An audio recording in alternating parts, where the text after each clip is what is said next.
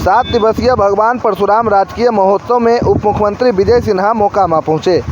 परशुराम मंदिर को भव्य मंदिर के रूप में विकसित करने और मोकामा में धार्मिक पर्यटन स्थल के रूप में चिन्हित कर इस क्षेत्र को विकसित करने का ऐलान किया। भक्ति तो हमने देखा है निकटता से, कई बार आए हैं जनकपुर के भाव को लेकर के, लेकिन ये जनकपुर के भाव से नहीं, अयोध्या के भाव से। जब भगवान राम अयोध्या में निवास कर सकते हैं तो भगवान परशुराम मोकामा में भव्य महल में निवास क्यों नहीं कर सकते। और इस मानसिकता को लेकर आप बढ़ेंगे। हर व्यक्ति अगर जो लग जाएगा तो आपने देखा कि बाबा इंद्रमेश्वर महादेव का वह भव्य मंदिर की कल्पना आज वहां पर शिवगंगा के लिए लगभग 15 करोड़ रुपया हमने दिया। कलश यात्रा में भी आने का सौभाग्य मिला और लखीसराय जाने के क्रम में आज भगवान परशुराम के समापन की पूर्व संध्या पर पुनः इनकी आरती में भागीदारी करने का अवसर मिला। मंच पर बैठे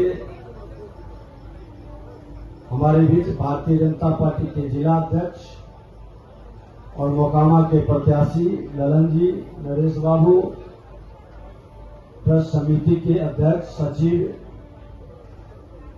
सभी प्रमुख लोग, मंचासी, भगवान परशुराम महोत्सव अनुमंडलाधिकारी, बार ठीक है कि इस बार जो भूमि राजस्व विभाग से आता था मेला के लिए, उसके अलावे कला संस्कृति विभाग से परशुराम महोत्सव का हमने घोषणा किया था 2 लाख रुपया पहले, और आज जिलाधिकारी का पत्र भी जो अनुमंडलाधिकारी और हमने इनको भेजा है कि 5 लाख रुपया और 7 लाख रुपया इस महोत्सव के लिए दिया गया। और ये भव्य ढंग से हो क्योंकि भगवान परशुराम महोत्सव प्रतिभा, परिश्रम, पराक्रम की धरती को हम नमन करते हैं। और यह आयोजन केवल जातीय गौरव का गुणगान नहीं है, यह उस तप की ताकत उत्सव है जिसका संस्कार वैदिक संस्कृति के रूप में दुनिया में प्रतिष्ठित हुआ है। यह उस वृत्ति का उपासना है जिसमें अहंकार के त्याग और मानवता के परिपालन की प्रवृत्ति की समाहित है।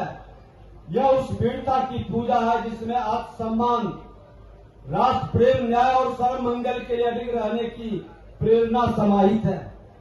और आज इसकी जरूरत है कि यह धरती पर भगवान परशुराम जो चारों युग में विराजमान चिरंजीवी है, जो सतयुग त्रेता के संधि काल से लेकर हर युग में अपने रूप के अवतार को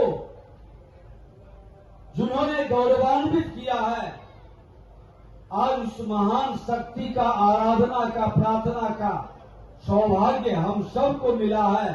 यह धरती जग रही है और इस यहाँ के पुरुषार्थ से नए भव्य मंदिर का निर्माण का हमारे यहाँ के एमएलसी नीरज जी से भी 1 हफ्ता पहले बातचीत हुई। हमने कहा कि जब लखीसराय जग सकता है, इंद्रमेश्वर महादेव, मां बाला त्रिपुर सुंदरी का भव्य मंदिर बन सकता है, तो मोकामा क्यों नहीं हो सकता। 6 महीना पहले भोला बाबू आए थे रिश्तों के हमारे घर पर ही। हमने कहा था भोला बाबू से कि आप पर बीघा में बहुत खर्च कर रहे हैं। भगवान परशुराम किसी जाति के सूचक नहीं है। भगवान परशुराम प्रकृति के पूजक है और प्रकृति का सच्चा पुजारी जो कृषक काज से जुड़ा है, उसके आराध्य है, वो आराध्य को सजाने का आपकी भी जिम्मेवारी है। और उन्होंने उस समय कहा था कि हम भी भागीदारी करेंगे।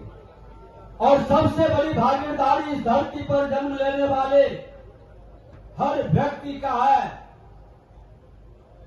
सबको लगे कि हमारी भागीदारी प्रत्यक्ष अप्रत्यक्ष कम ज्यादा सबका हो।